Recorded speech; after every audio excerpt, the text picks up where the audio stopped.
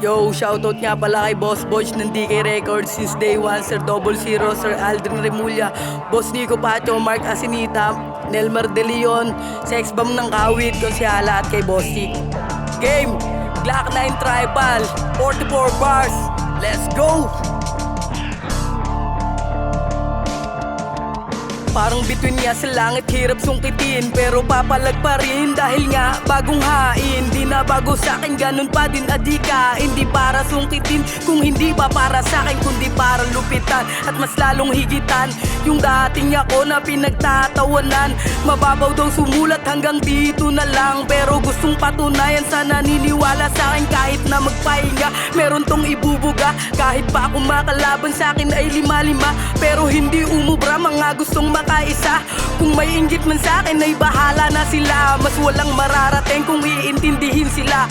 Sa nagdaang mga taon, inaral ko na rin, natutunang mahalin mga taong ayaw sa'kin. Tuloy lamang sa misyon, di na para lumingon, di na para magsayang pa ng oras at panahon.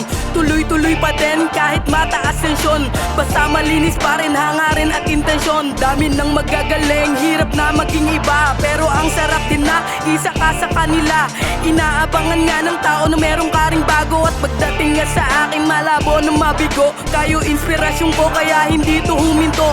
Aralin ng bagsakang metang nakakalito, iba't ibang galawan na nakakaliyo. Hasain pa ang utak hanggang sa maging pulito. Papakita ang talento kahit simple lang estilo. Kasama ka sa taas, sasama ko to sa top. Kahit na pinagdaanan natin napakabigat, pipiliting umangat.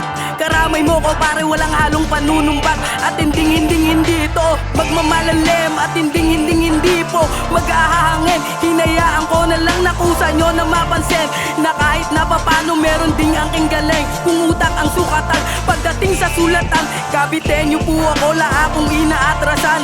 Bahala na kayo kung ano inyong basihan. Importante lamang dito yung hamon nyo pinalagan. Kahit di malaser Glock ng kahit dito kagalingan, isa sa inabangan, gusto din na pakinggan. Pasimple mong hinangaan, salamat sa suporta kahit di kita kaibigan. Pasimple mong hinangaan, salamat sa suporta kahit di kita kaibigan.